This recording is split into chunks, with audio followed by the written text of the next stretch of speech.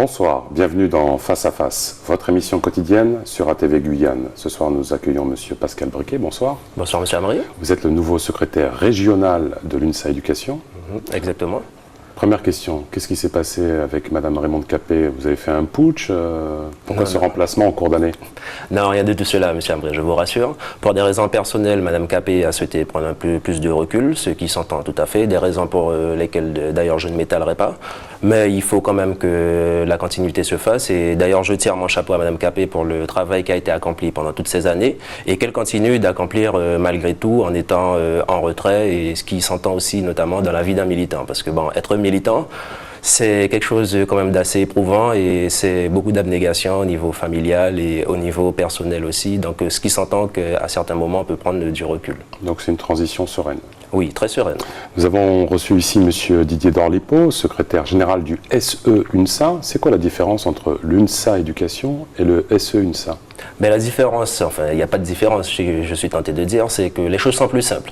Le SE-UNSA est un des 22 syndicats au niveau national qui composent la fédération UNSA Éducation.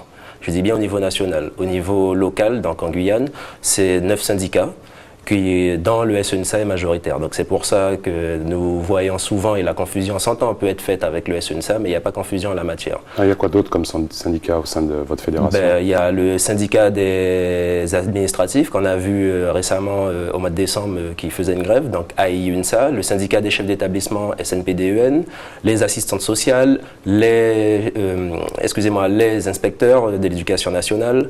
Nous avons aussi un syndicat à la DGSCS. Nous avons les infirmières scolaires. À l'université aussi, nous sommes représentés. Donc, nous sommes sur tous les champs de l'éducation nationale. Nous avons des syndicats un peu partout. Et l'UNSA Éducation, son rôle, c'est de fédérer ces syndicats. D'accord. Pourquoi ne vous êtes-vous pas associé au mouvement pour un recteur guyanais? C'est simple. Nous avons fait un mouvement le 10 janvier. Et ce mouvement, le 10 janvier, était clair. Nous voulions un recteur compétent. C'est-à-dire un recteur chevronné, au-delà d'être compétent, mais surtout un recteur chevronné, un recteur qui puisse connaître déjà le fonctionnement d'une académie, un recteur qui a déjà exercé dans une académie, et donc le message a été très clair pour nous. Un recteur chevronné, bon, où sont les Guyanais chevronnés? C'est la question aussi qu'on se posait, déjà dans un premier temps, en tant que recteur, bien sûr, il ne faut pas non plus autre chose, mais voilà, c'est ça. Donc on a fait notre mouvement de grève, les choses ont été claires et c'est plutôt, c'est ça. Donc c'est surtout l'expérience qui prédomine plutôt voilà. que Et nous, ce qui nous intéresse aussi, c'est le staff qui accompagne le recteur. La gouvernance. Voilà, c'est ça. Et cette gouvernance-là, il faut aussi qu'elle s'installe dans le temps. Et ce que nous n'avons pas, ce que nous n'avons plus. Et donc nous souhaitons ça.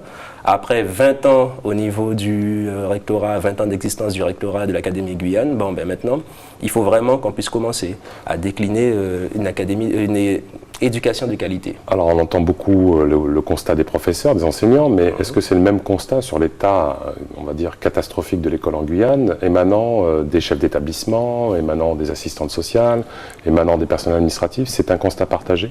Oui, c'est un constat partagé. C'est pour ça que le 10 janvier, si vous avez bien remarqué, c'était une grève portée par la fédération.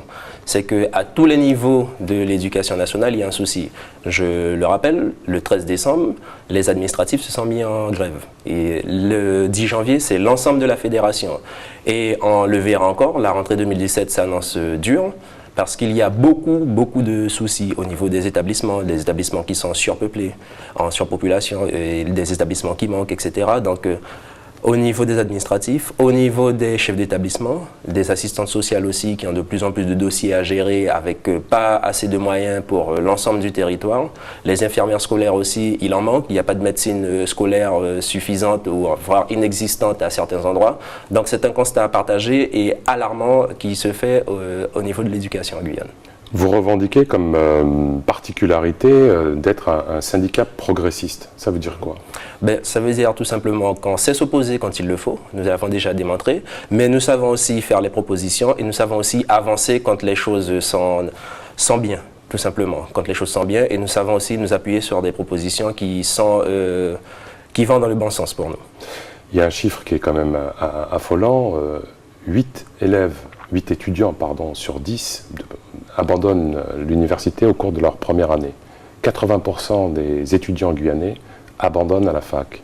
Votre sentiment, votre position, votre analyse? Mais déjà, il faut savoir que nous sommes associés pour qu'il y ait l'Université de Guyane, ça c'est déjà une première chose. Et aussi, nous militants, ça fait un moment déjà, pour qu'il y ait une prise en charge déjà bien efficace et bien réelle à Bac-3. Alors on en parle récemment, mais c'est pas Bac-3, c'est seconde. Voilà, c'est ça. C'est pas d'aujourd'hui que nous, au niveau de l'UNSA Éducation, on porte ce combat-là.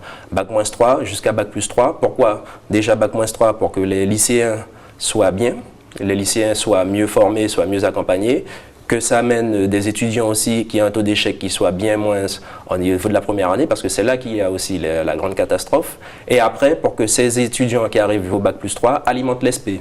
Puisque il ne faut pas oublier que non plus derrière, l'ESP, École supérieure du professorat et de l'éducation, les anciens IUFM, et qui forment les enseignants, les CPE notamment, et que cet ESP-là est un vivier. Parce qu'aujourd'hui, c'est quoi la problématique? On voit des petites annonces qui sont faites où l'académie cherche à recruter des enseignants par petites annonces. Et là, ça reste quand même inquiétant, avec des fois des niveaux de diplôme moins que ceux qui doivent être requis. Vous êtes aussi actif sur les sites isolés. Vous avez vous-même travaillé à Maripasoula. Exact. C'est quoi la réalité d'un enseignant sur un site isolé? Alors, bon, déjà, il faut un site isolé. Par définition, vous voyez, il y a de l'isolement. Et ça, c'est une situation qui est difficile parce qu'il y a de l'isolement au niveau personnel. Il y a aussi de l'isolement au niveau professionnel, puisque bon, c'est vrai qu'il y a des circonscriptions, notamment je m'inscris pour le premier degré, et des inspecteurs, mais on ne les voit pas suffisamment, elles ne sont pas sur site. Alors cette année, il y a eu une révolution, on va dire. On a un inspecteur sur site au niveau du Maroni, mais a-t-il les moyens pour fonctionner? C'est la grande question. Et dans ces sites isolés-là, la vie que l'on a à Pagui n'est pas la même que l'on a à Maripasoula-Bourg. La vie que l'on a à Camopi n'est pas la même que celle que l'on a à Il y a vraiment un problème de logement, d'accès aux produits, d'Internet, tout ça. Parce que souvent on se dit, mais qu'est-ce qui se passe dans ces communes, dans ces bourgs, dans ces villages? C'est aussi la réalité des personnes qui y vivent. Et c'est vrai qu'il faut fournir l'éducation aux enfants qui y sont, mais il faut aussi permettre aux enseignants, mais pas qu'aux enseignants, au personnel aussi qui sont dans ces établissements-là, de manière générale, à être au mieux. Parce que si ces enseignants, ces chefs d'établissement, ces CPE, ces infirmières scolaires, ces assistantes sociales sont bien logés, le minimum vital quand même est décent aussi, je suis tenté de dire, bon ben ça ne se ressentira que sur la qualité de l'école de manière générale dans ces sites isolés, voire très isolés pour certains. L'école n'est pas à l'abri des maux sociaux, dont la violence. Faut-il, à votre avis, sanctuariser l'école? Alors là, c'est déjà un bien grand débat, sanctuariser l'école, mais comment y parvenir? Puisque bon, l'école n'est quand même que le reflet de la société. Et là, comment l'imperméabiliser? Qu'est-ce qu'il faudra faire? Il faut isoler les élèves, ne pas les renvoyer dans leur famille, les mettre en internat, et même dans ces internats-là, sélectionner. Là, c'est un grand débat. Alors c'est vrai que, ceci étant dit, dans notre démarche, nous cherchons à, en tous les cas, pacifier l'école.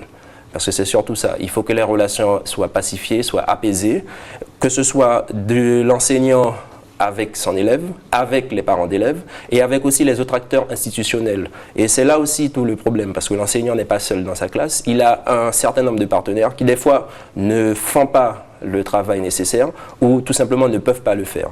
Et c'est pour ça que nous travaillons pour mettre cette synergie en place pour que tout le monde soit aussi dans le même train et aille dans le même sens.